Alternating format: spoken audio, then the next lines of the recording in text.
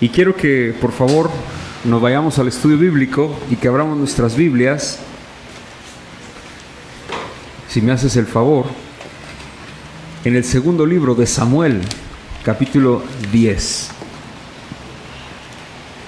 El día de hoy vamos a hablar del segundo libro de Samuel, en el capítulo número 10. Y hoy vamos a ver un tema muy interesante, porque cuando yo estaba haciendo este estudio, hablaba y veía y analizaba el texto y decía, bueno, es una narrativa, es parte obviamente del libro de Samuel y tiene una secuencia pues de lo que ya venimos hablando, ¿no? Y creo que es muy sencillo.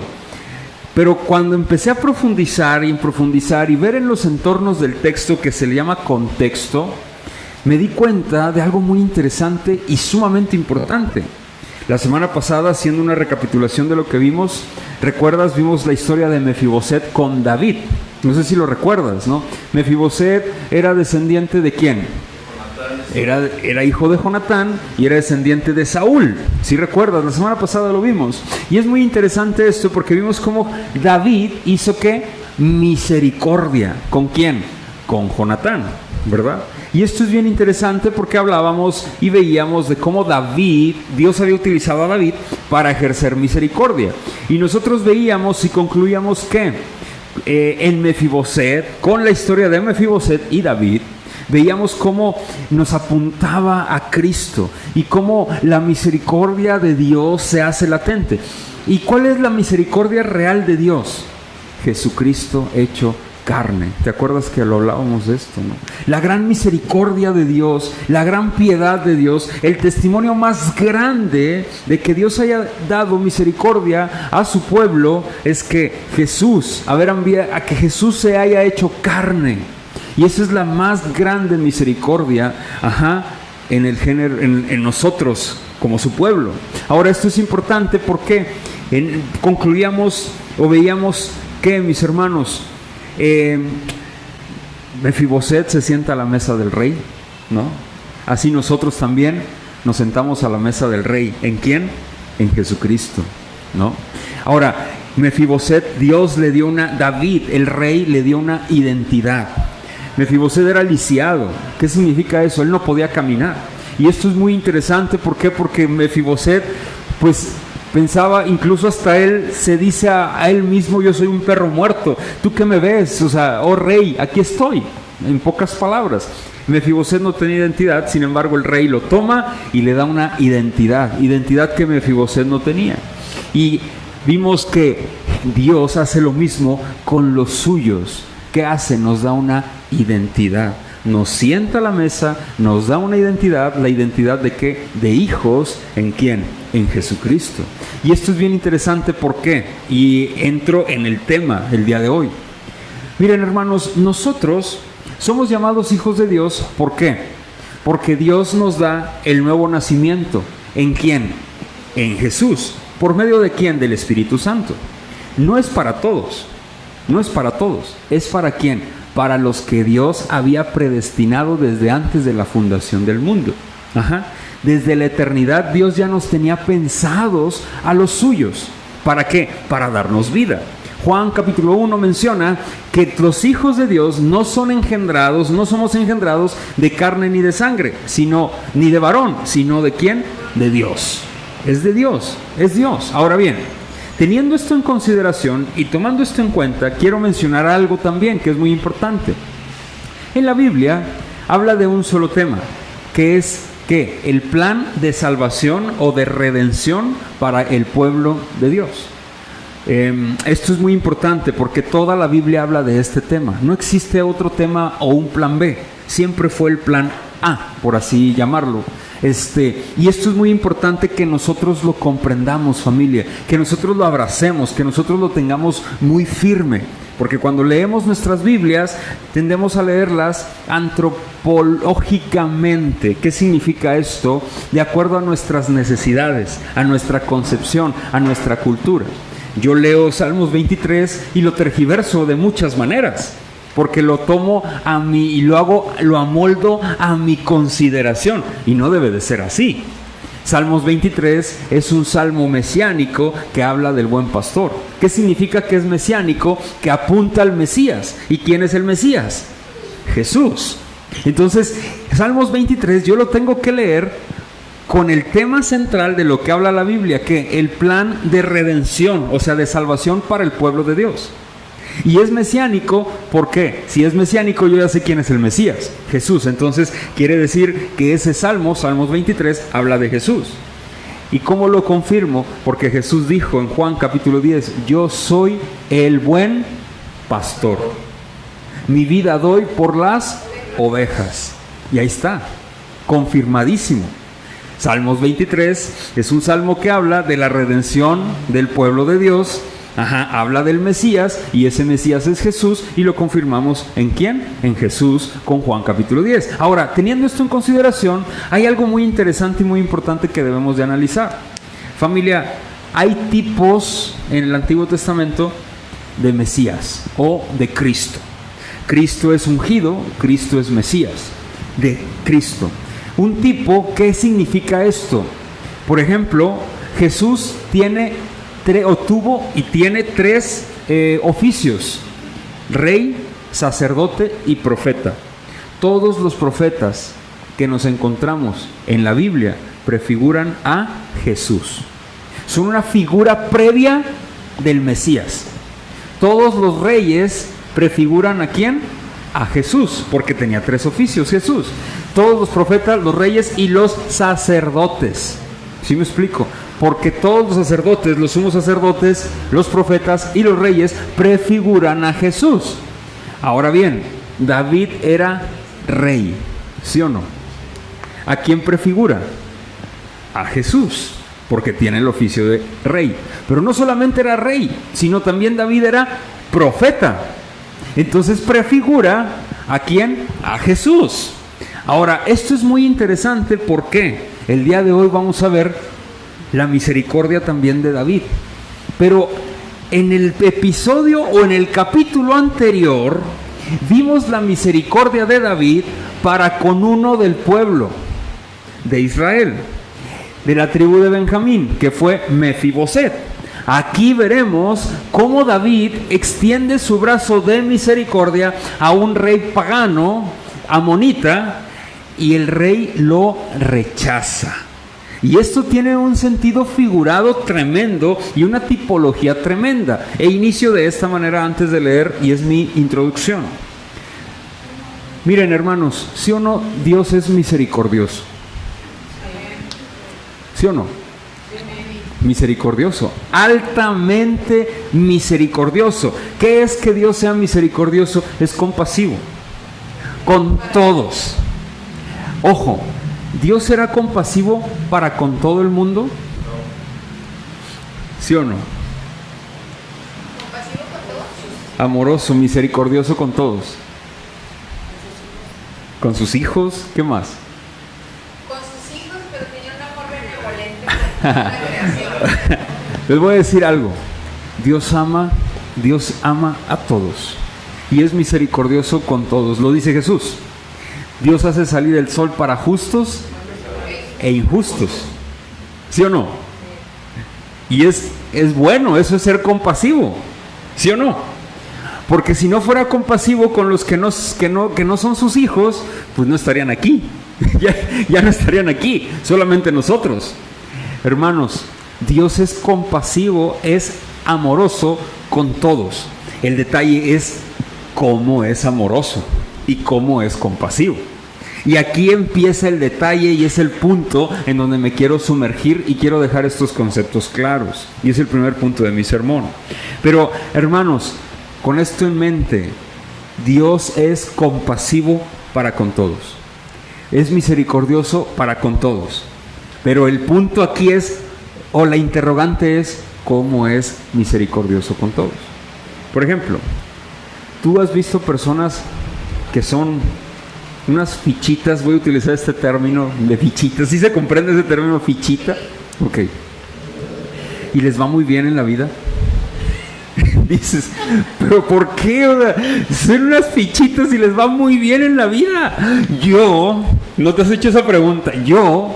¿Qué que me esfuerzo por hacer bien las cosas, yo que voy echándole ganas, ahí bien más que mal, voy a la iglesia, me trato de orar, trato de leer, y pues ahí como que, pero le va mejor a mi vecino, que es un impío y que se está preparando para el mundial, y que no va y pidió trabajo y dijo que estaba enfermo por 15 días, o sea, hasta se los van a pagar y se lo va a pasar viendo la tele, y yo, pero ¿por qué, Señor? ¿Te ha pasado eso alguna vez?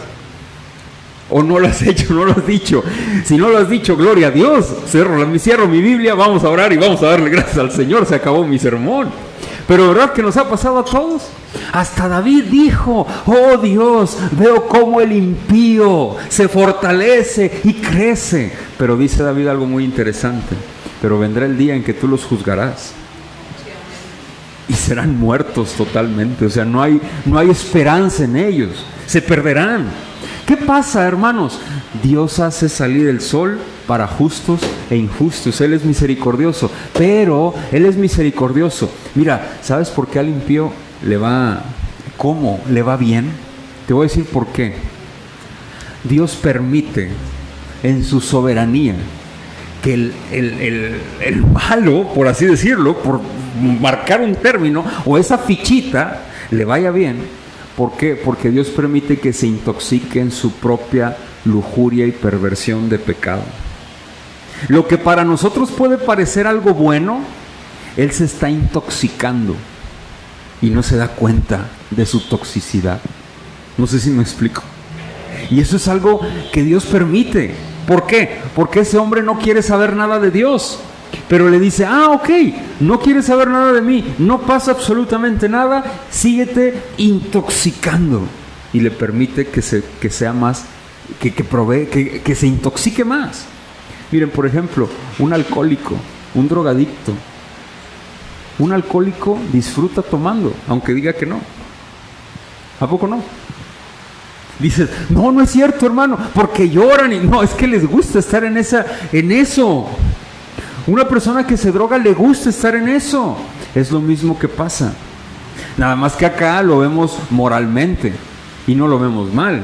Pero Dios dice, ¿no quieres saber nada de mí? Sumérgete, adelante, intoxícate con tu lujuria. La palabra lujuria a veces la asociamos con sexo desenfrenado o intimidad o deseos desenfrenados, pero ese es el término lujuria, deseos desenfrenados. Puede ser, no nada más es en intimidad, sino también es de manera general, cualquier deseo sin control y desenfreno. Eso es una lujuria, ¿sí me explico?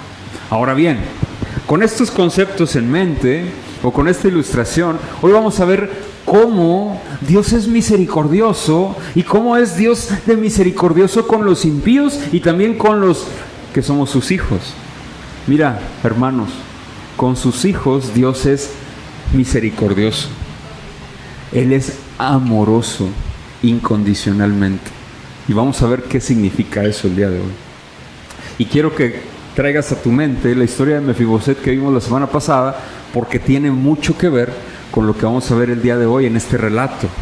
En este relato quiero que vayamos al segundo libro de Samuel, capítulo 10. Son 2 puntos, es el esquema de mi sermón. La misericordia rechazada por los soberbios. ¿Te acuerdas de Judas Iscariote, el que traicionó a nuestro Señor Jesucristo? A Judas le fue mostrado muchísimo amor y mucha misericordia. Y Dios permitió que se ahogara en su lujuria. ¿Cuál fue? 30 monedas de plata, el dinero. Así de fácil. Vas. Y era el hijo de perdición, lo dijo nuestro Señor Jesucristo. Ahora, el primer punto de mi sermón es la misericordia rechazada por los soberbios, y el segundo punto es la precaución que debemos de tener al escuchar, porque también es un tema secundario dentro del mismo texto. El aprender a escuchar consejo sabio. ¿Sí me explico? Mira, tú sabes que tú cuando vas a escuchar un consejo, hay de 2 cosas, o hay de 2 sopas. Cuando tú pides un consejo, ¿para qué lo pides?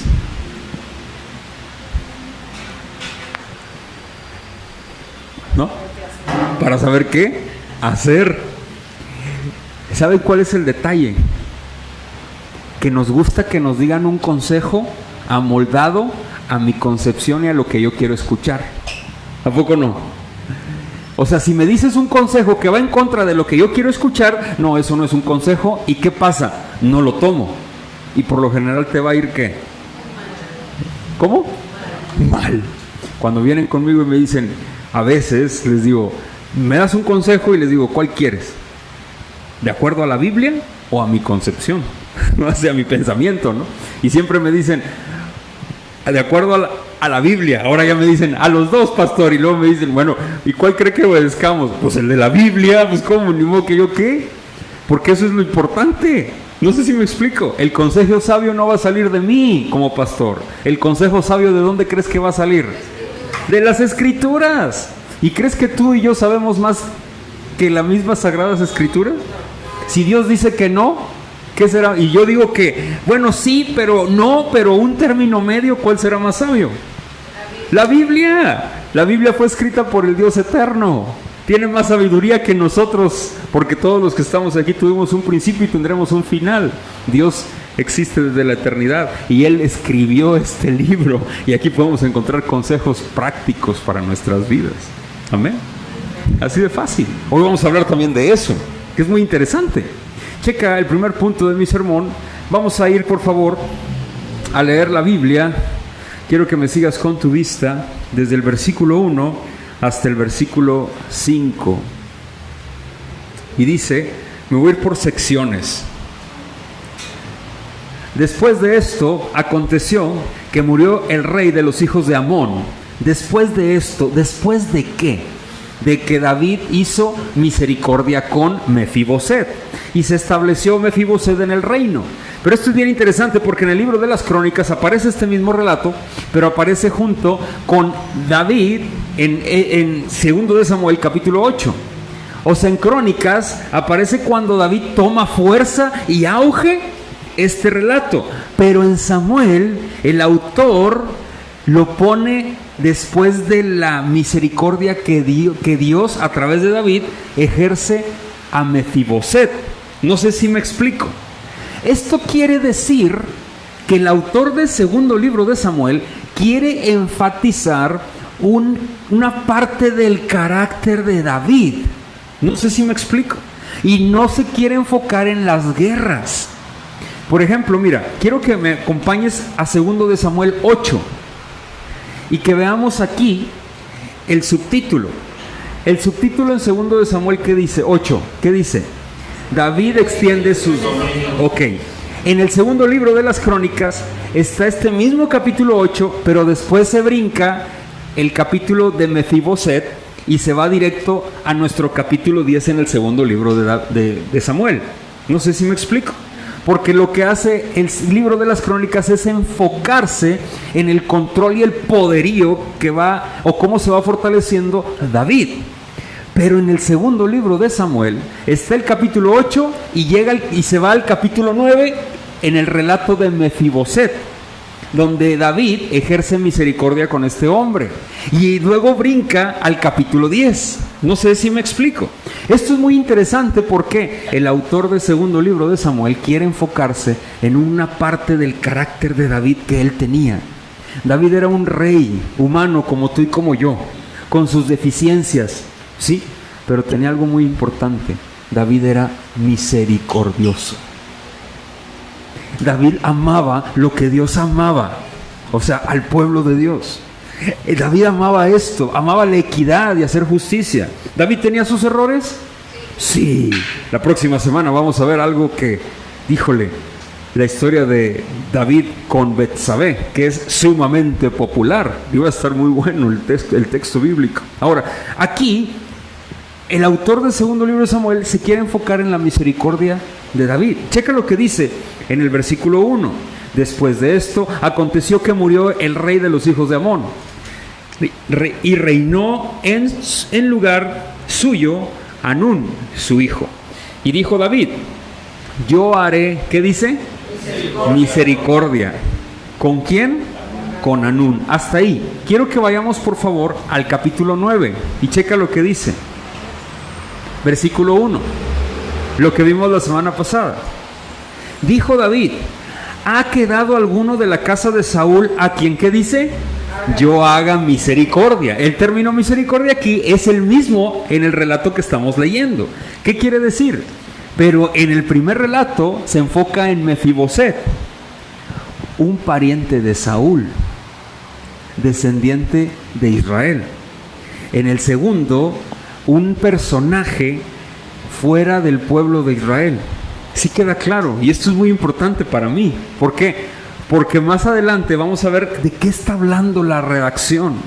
A veces podemos decir, bueno, pues es una batalla, son varias batallas, y se van a enfocar en la batalla y todo eso. No, se están enfocando en qué, en la misericordia que David estaba ejerciendo y el rechazo que tuvo este rey de la misericordia de David. Checa lo que dice más adelante, ahí en el versículo 2. Yo haré misericordia con Hanún, hijo de Naas, como su padre la hizo conmigo. Y envió David sus siervos para consolarlo por su padre. Mas llegados los siervos de David a la tierra de los hijos de Amón, los príncipes de los hijos de Amón dijeron a Hanún su señor: ¿te parece que por honrar a David a tu padre te ha enviado consoladores? ¿No ha enviado David sus siervos para ti, para reconocer e inspeccionar la ciudad, para destruirla? Entonces Hanún tomó los siervos de David, los rapó a la mitad de la barba, les cortó los vestidos por la mitad hasta las nalgas y los despidió. Y dice: cuando se le hizo saber esto a David, envió a encontrarles, porque ellos estaban en extremo avergonzados. Y el rey mandó que les dijeran: quedaos en Jericó hasta que os vuelva a nacer la barba, y entonces volved. Del versículo 6 en adelante, David manda a los siervos, a su ejército más fuerte, a los valientes de David. ¿Qué? Están riendo mi familia. A los valientes de David. Y esto es muy importante y es muy interesante. ¿Por qué? En el relato del versículo 6 hasta el versículo 19, familia, son batallas. Batallas. Pero, hermanos, en el punto número 1 yo quiero llegar a lo siguiente. Fíjense lo que dice el versículo 3. David iba a hacer misericordia con este rey. Cuando manda a sus siervos, ¿qué es lo que hace? Ah, no. David escuchó que consejo de los príncipes de Amón. Aquí está el punto. David no quería hacerle daño. David quería ¿qué? Hacer misericordia. Es más, quería hacerle bien. Y este hombre ya sabía quién era David. Ya lo sabía. Cuando llegan los mensajeros, escucha la voz de sus príncipes y le dice: ¿tú crees que David quiere hacer misericordia contigo? ¿Tú crees que quiere hacerte bien? Y aquí está el punto interesante, hermanos. Fíjense, Dios está ofreciendo misericordia a Amón. ¿Por medio de quién? De David. ¿Y qué está haciendo Amón? Rechazándola. La está rechazando por completo. Familia, y aquí está mi punto central de la historia. En el anterior capítulo, Mefiboset acepta la misericordia, ¿sí o no? Y en este otro, Amón la rechaza. La rechaza. Y esto es importante, ¿por qué? Porque en el capítulo anterior, uno descendiente del pueblo, toma la misericordia, y en este capítulo, uno que no es parte del pueblo, ¿qué hace? Rechaza la misericordia. Allá voy con esto. Hermanos, tú has ofrecido, mira, Dios ofrece misericordia para sus hijos y para los que no son sus hijos. No sé si me explico. Lo vimos, por ejemplo, el primer punto, la misericordia rechazada por los soberbios. ¿Sabes por qué se rechaza la misericordia? Porque son soberbios. La gente es arrogante, es soberbia. ¿Qué significa ser soberbio? A veces creemos que ser soberbio significa rechazar, o somos orgullosos, ¿no? Y sí tiene que ver con el orgullo. Pero la soberbia tiene que ver con la autosuficiencia. Nosotros somos soberbios, ¿por qué? Porque creemos que no necesitamos absolutamente nada de nadie. ¿Sí me explico? Cuando Dios provee misericordia a personas que no son creyentes, ¿en qué sentido provee misericordia? En todo. ¿Tú sabes que Dios hace salir el sol para justos e injustos? Ya lo vimos. Y sabes, desde el punto que el hombre que no cree en Dios está respirando, eso ya es misericordia. Eso ya es misericordia. Desde el punto en que ese hombre se levanta para ir a trabajar, esa familia se levanta para hacer sus labores, esa familia respira y sigue con fuerza para poder hacer sus actividades. Eso es misericordia. Y eso es, hermanos, ¿sí o no la rechazan? ¡La rechazan! Esto es importante. ¿Por qué la rechazan? Checa, quiero mencionar algunos conceptos. Para los inconversos, Dios muestra su amor benevolente. ¿Te acuerdas que dije, pero cómo Dios es misericordioso? O sea, Dios es misericordioso ¿para qué? Para los creyentes y para los no creyentes, para todos. Pero el punto está en el cómo es misericordioso. ¿Sí me explico? Y allá voy. Dios muestra su amor benevolente para con todas las personas en el mundo. ¿Sí me explico? Benevolente, Él es benevolente. Él les permite tener salud, les permite tener vida, les permite tener fuerza. Obviamente que hay sus excepciones, porque Dios también permite la enfermedad y demás, los momentos trágicos. Pero no me quiero meter en eso. Yo lo que quiero hablar ahorita es de la misericordia y cómo Dios muestra misericordia para creyentes y no creyentes. Ahora bien, Dios muestra su amor benevolente. ¿Y sabes cómo? No consumiéndolos por su condición pecaminosa. Porque tú sabes que Dios tiene misericordia del que quiere tener ¿qué? Misericordia. Y Dios ama al que Él quiere amar. Y lo dice la Biblia. En Romanos lo menciona.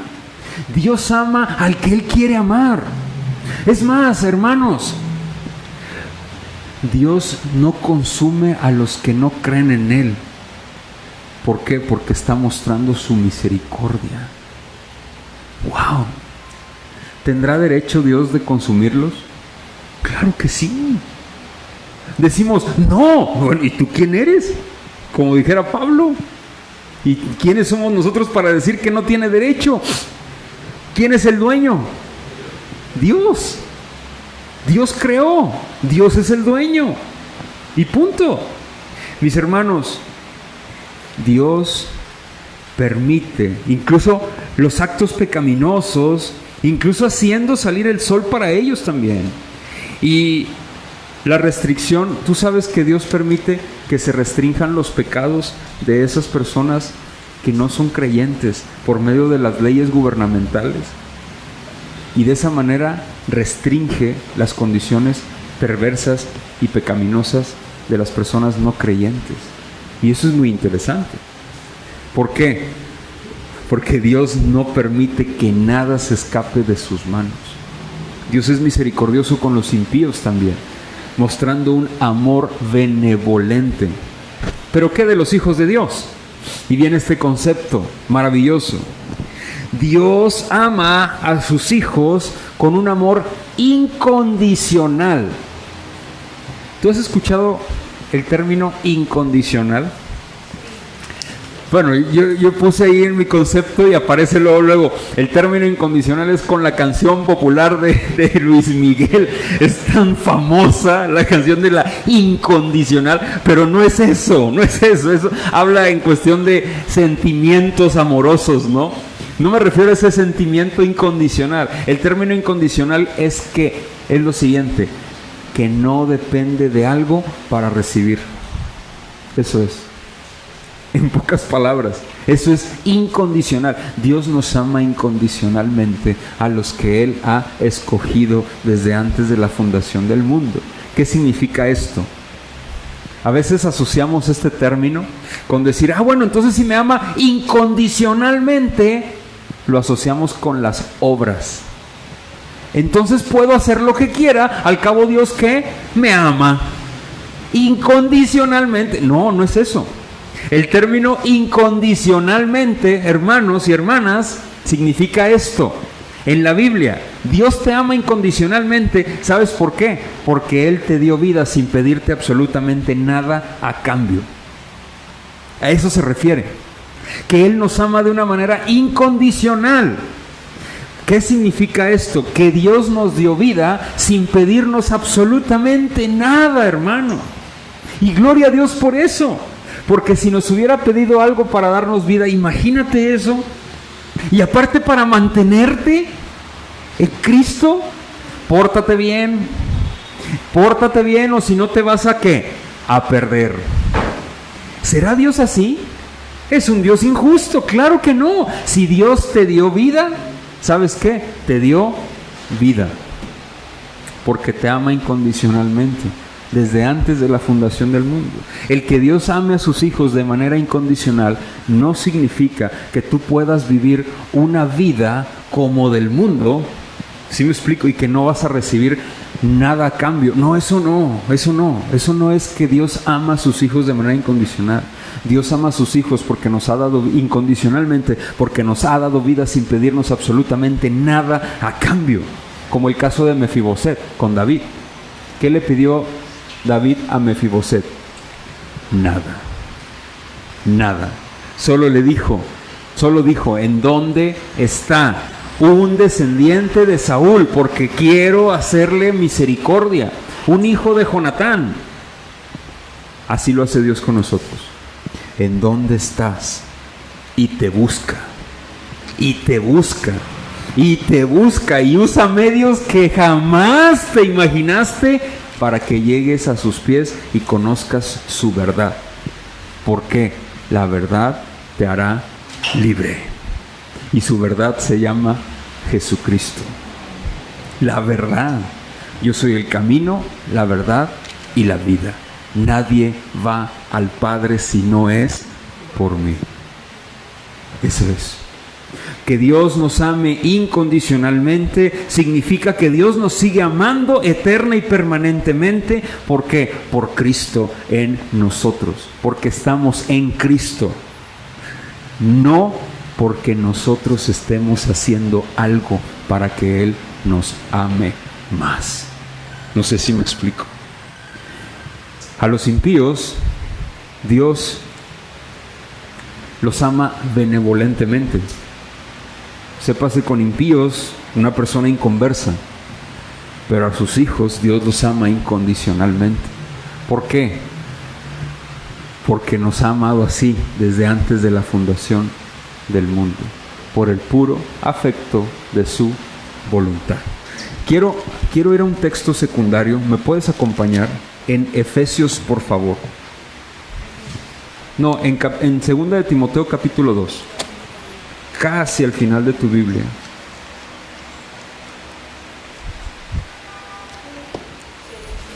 Segunda de Timoteo capítulo 2.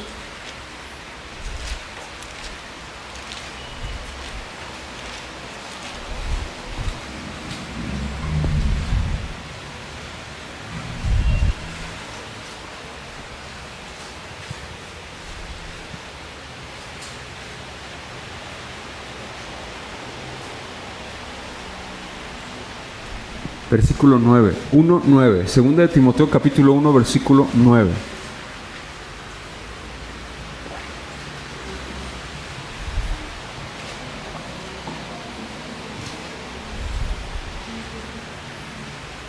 ¿Listos?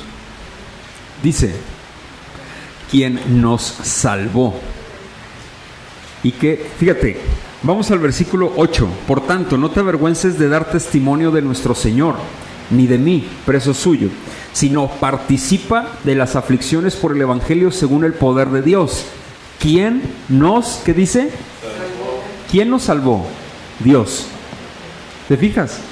¿Quién nos salvó? Dios, no nosotros, Dios. Y luego dice, ¿y qué? Y llamó. ¿Quién nos llamó? Dios. ¿Con qué? Con llamamiento santo, no conforme a nuestras ¿qué?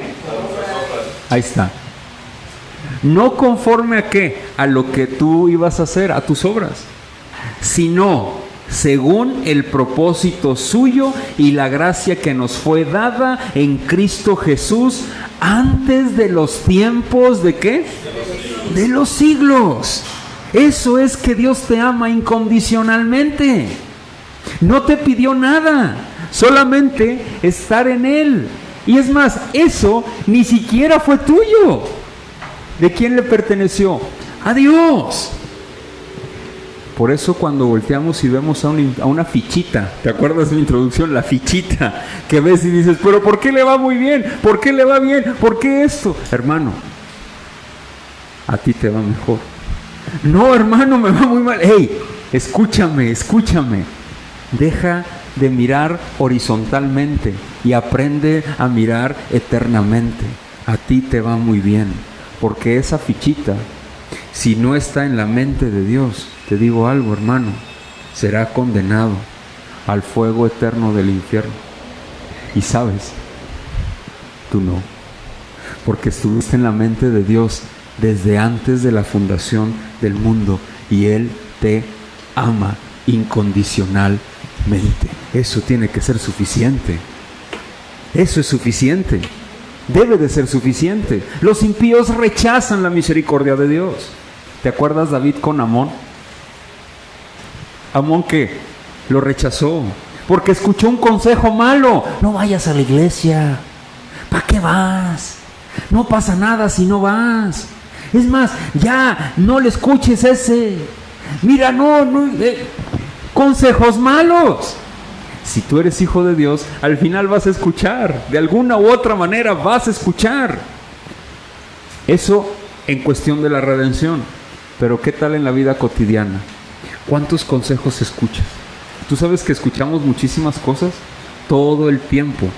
Hoy en día, hermanos, ayer platicaba con mi pastor y era muy interesante porque platicábamos de esto que vemos en la vida de iglesia.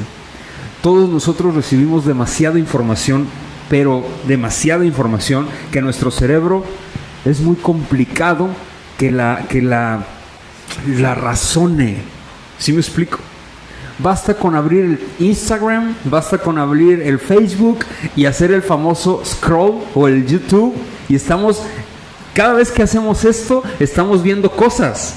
El TikTok, ¿sí o no? Estás scrolleando y haciéndole y esto tiene un sentido. Por algo es así y no es así. Porque tiene un sentido. Y vas haciendo y vas recibiendo información. Tu cerebro está recibiendo información.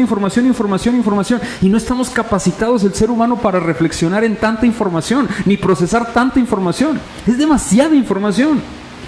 Todo eso se viene al cerebro. Y ese cerebro, ¿sabes qué pasa? Empieza a intoxicarse. De una manera, hermanos, que empiezas a batallar para leer. Empiezas a batallar después para poner atención. Empiezas a batallar para poder escuchar y empiezas a tener o a tomar los consejos que ves gracias a tus scrolls como verdaderos. No sé si me explico. Cuidado.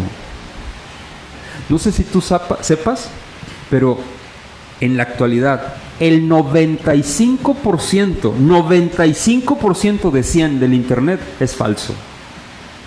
¿Tú sabías eso? 95. ¿Qué es lo correcto? El 5 de lo que ves en internet. Imagínate tanta falsedad que hay en redes sociales. Vidas perfectas, wow. Vidas ricas, wow. Viajes, wow. Consejos de belleza, consejos de crianza, consejos de cocina, consejos, cómo reparar algo, cómo hacer esto, cómo cambiar una llanta. ¿Y qué haces? Algunas personas buscan en el YouTube cómo cambiar una llanta. ¿Cómo es posible? Muchas cosas. Y algunas cosas son ciertas, o algunas salen de chiripa, algunas no. Es complicadísimo, hermanos. Pero eso es información. Ahora, otra cosa, ¿qué consejos estás escuchando? Oye, con los principales de Amón, ¿qué hicieron? Amón ya había visto a su papá. ¿Tú crees que él no había visto a su padre? ¿Cómo David ejercía misericordia con su reinado? Pero él, ¿qué quiso? Escuchar a sus príncipes. ¿Y qué pasó? ¿Sabes qué ocurrió? Después en el texto, te lo voy a platicar, son guerras. Hace guerra, Amón con los sirios se juntan, le hacen guerra a David. David manda a los valientes de David.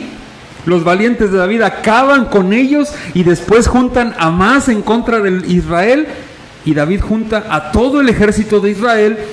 ¿Y sabes qué? Los destruye a todos los amonitas, solo por escuchar un consejo.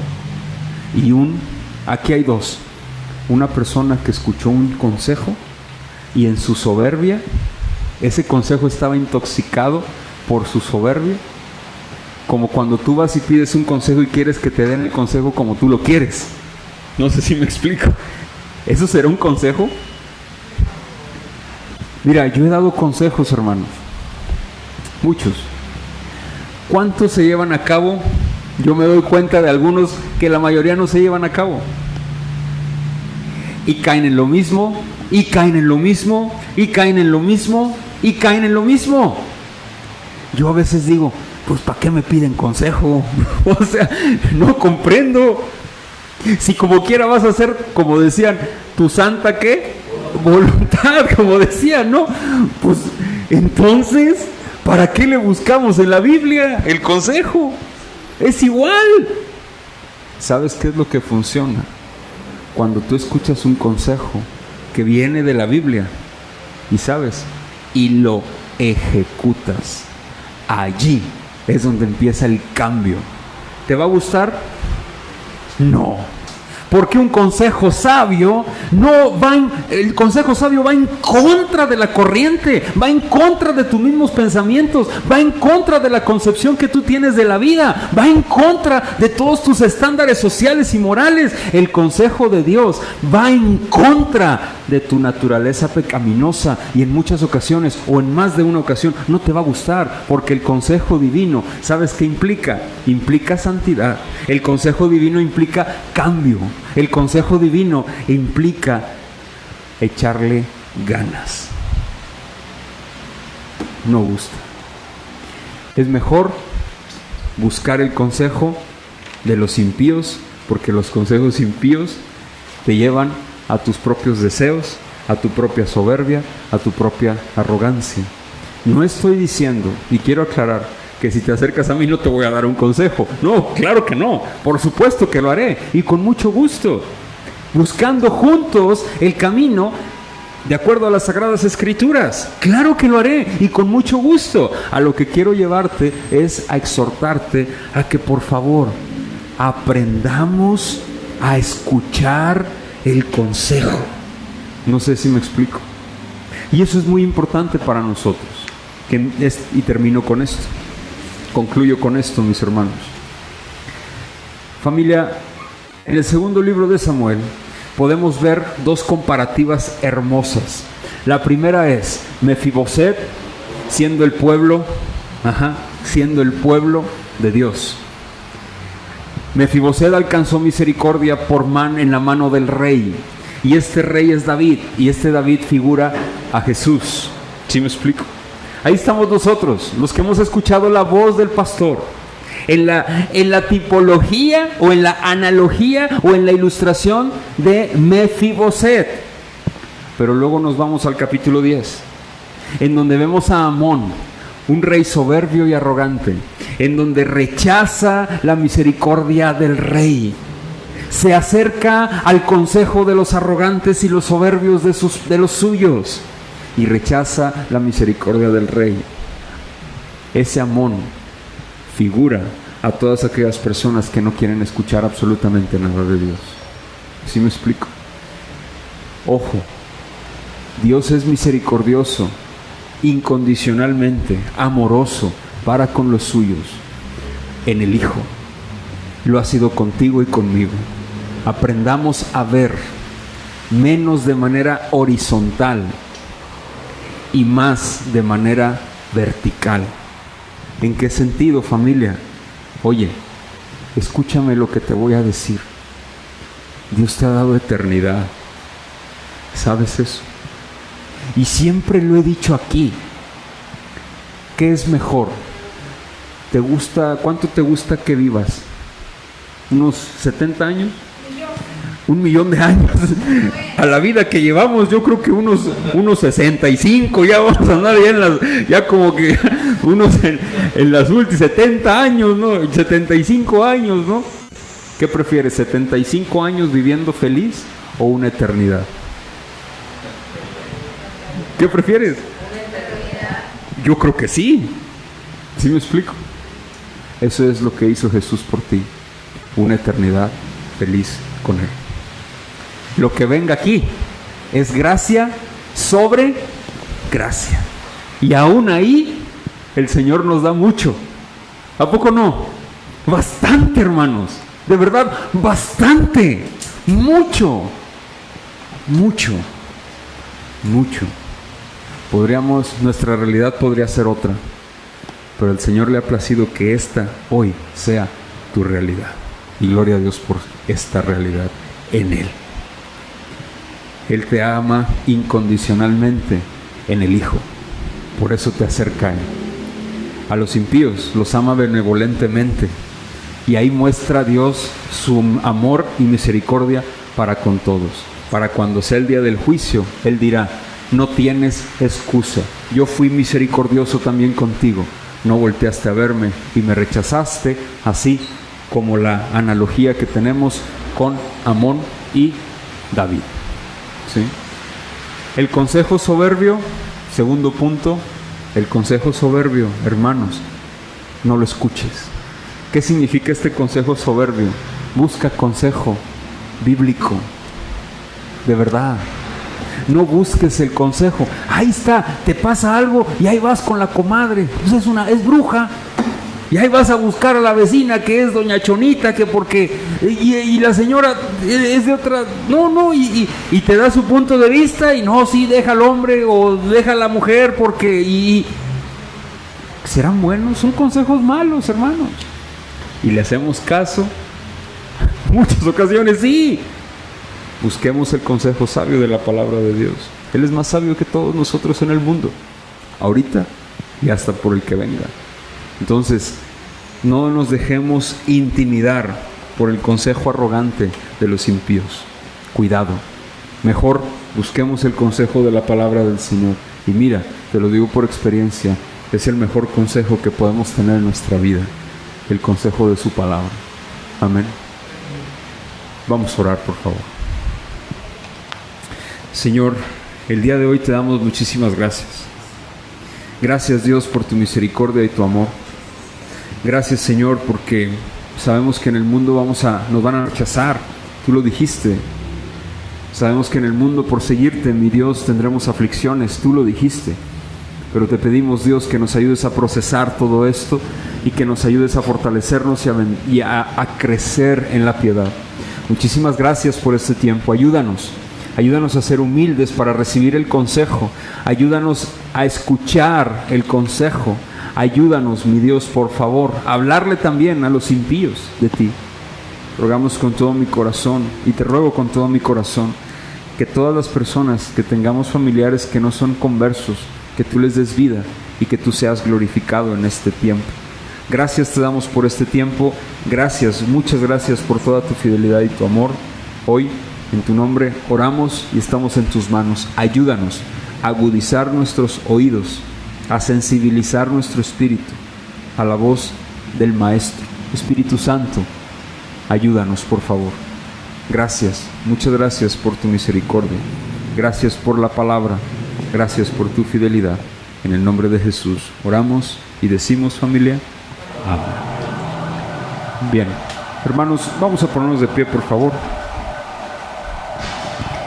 Vamos a hacer una última oración para pedirle al Señor que nos proteja ahora que salimos de este recinto, y que por favor también te quiero invitar, si traes alguna ofrenda la puedes dejar en la cajita que está en la entrada. Vamos a orar, por favor, ¿sale? Señor, gracias te damos por este tiempo, gracias por tu fidelidad y tu amor.